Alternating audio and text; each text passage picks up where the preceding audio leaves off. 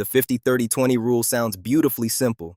50% for needs, 30% for wants, 20% for saving and debt. Then real life walks into the room. Housing takes 40%. Childcare takes another 20. Insurance rises. Groceries rise. The car needs repairs. Income changes from month to month. And suddenly, the neat little percentages do not describe your budget. They judge it. That is the problem. The 50-30-20 rule is useful as a warning light, but it is weak as a universal financial operating system. The latest data makes that obvious. The personal saving rate fell to 2.6% in April 2026. Consumer prices were up 3.8% over the previous year. Real average hourly earnings fell over that same period, and only 55% of adults told the Federal Reserve they had 3 months of emergency savings. The modern budget does not just need percentages, it needs priorities. Because when money is tight, the order you fund your life matters more than whether every category looks perfect.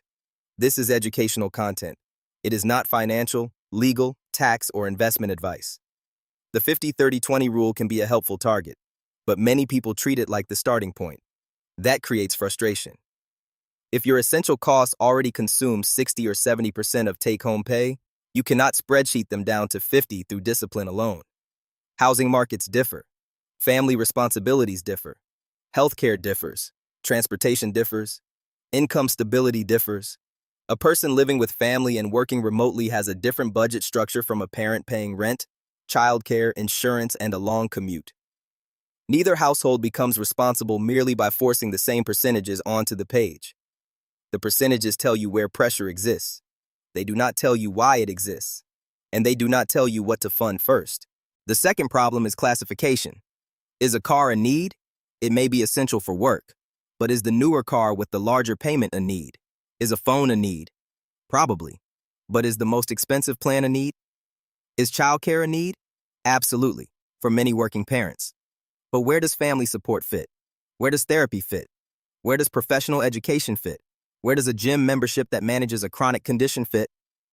Real budgets do not divide cleanly into responsible needs and irresponsible wants. Some wants protect mental health. Some needs quietly contain lifestyle upgrades. The goal is not to win an argument about labels. The goal is to understand which expenses are fixed, which are flexible, and which are actually improving the future.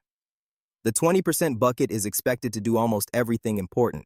Build an emergency fund, capture an employer match, save for retirement, pay off debt, prepare for a home, save for education, handle irregular expenses, and build long-term wealth.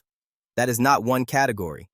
That is the entire future competing inside one small room. This matters because the order changes the outcome. A person with no emergency buffer and high-interest debt may need a different sequence than someone with stable cash reserves and no expensive debt. A household with variable income may need a larger protection layer before increasing lifestyle. A person receiving an employer match may need to make a deliberate decision about capturing it while managing other priorities. The percentage does not solve those trade-offs. A priority system can. The updated framework has 4 layers: stabilize, protect, build, expand. Layer 1 is stabilize. This is the financial floor. Essential housing, food, utilities, transportation, required healthcare, minimum debt payments, and stopping expensive damage such as overdrafts, late fees, or repeated cash flow emergencies. If this layer is unstable, the rest of the budget is fragile. Layer 2 is protect. Build a starter emergency buffer. Maintain appropriate insurance. Create sinking funds for expenses you know will arrive, even if you do not know the exact date.